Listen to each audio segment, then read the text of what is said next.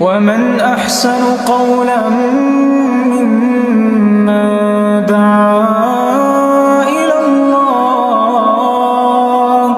ومن أحسن قولا ممن دعا إلى الله وعمل صالحا وقال إنني من المسلمين.